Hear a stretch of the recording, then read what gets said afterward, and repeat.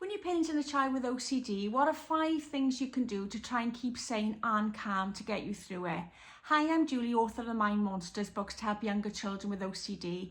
And I just want to stress the importance when you're parenting a child with OCD to look after yourself, because unless you're strong yourself, then it's very difficult to try and support your child, because trying to support a child through OCD is incredibly tough.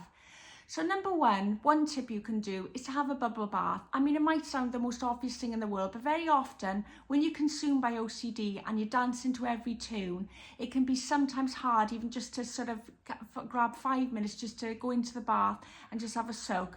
But trust me, if you take that 5 minutes out, even if it's just have a little read, and even if you only have 5 or 10 minutes, because I know what OCD is like, the minute you're relaxing, up it creeps again, you've got to jump to its attention. But even just getting 5 or 10 minutes break, reading a book or chilling in the bath can make all the difference. Number 2, those of you who follow me will know I'm really partial to a coffee. It's my bit of escapism, and even now, I reward myself with a cup of coffee. Now, I know what you're going to say to me, oh, but Julie, I'm having a cup of coffee and then my child rings me in tears and I got to stop everything. I've wasted that expensive cup of coffee. Do you know a tip I'd give you on that? If that happens, and it's happened to me so many times, if it happens to you, just go to the barista, and they're really good as gold. They'll pour in a disposable cup for you. So wherever you're off trotting to deal with the next OCD meltdown, you'll have your coffee in hand. It'll help keep you sane. Number 3, this is an important one, and one that a lot of us parents in a child mental health issues don't do, and that's to confide in someone else. We feel embarrassed, we feel guilty, we feel maybe we've passed the OCD on, we think maybe we ignored signs and we're to blame because we didn't pick up on signs, and also we fear that people think our child is going mad because they listen to voices in their head. So I would say, pick a trusted person. Don't pick that person. Even in your family, you'll be surprised how many are going to judge you, or they think they'll know it all. Oh, I wouldn't do that. Or they'll grow out of it. Pick a trusted person. That can be a close friend or a family member, but just pick wisely, but offload. And if you can't do that, or if funds permit, go and see a private counsellor, because that can help no end as well. Because parenting a child with OCD can be incredibly tough, mentally and physically. Number 4, another favourite of mine, a lot of you'll see who follow me, I very often work in my car, I go to the coast. That has been our saviour over the years. When an OCD meltdown has hit, we've just jumped in the car, gone for a ride, and then everything seems that little bit calmer then when you come back to tackle it again and any compulsions to follow.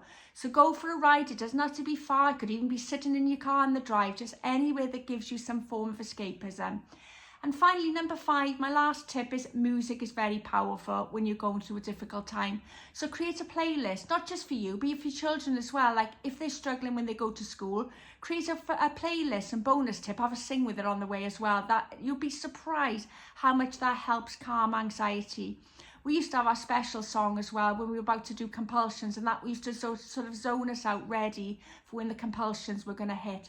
And as I say, the minute an OCD meltdown hit, it used to work wonder for us just to go for a quick ride in the car and listen to some music. So we sort of did number 4 and 5 together there, and sometimes we'd have a coffee in hand as well, so that'd be number 3.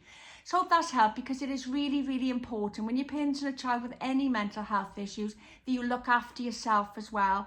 And sometimes that can mean just taking 5 minutes, because like I said, I know sometimes you've just got to jump out high the minute OCD dances and calls its tune. But try and do just even little things to help you keep yourself sane through the process, and you'll sort of parent a lot easier doing it that way. Hope this has helped. Don't forget to like and save this video if you found it useful, and don't forget to subscribe to my channel. And also I'll pop a link in my comments to my website that'll actually share resources I do, both free and paid ones, to help support a child with OCD.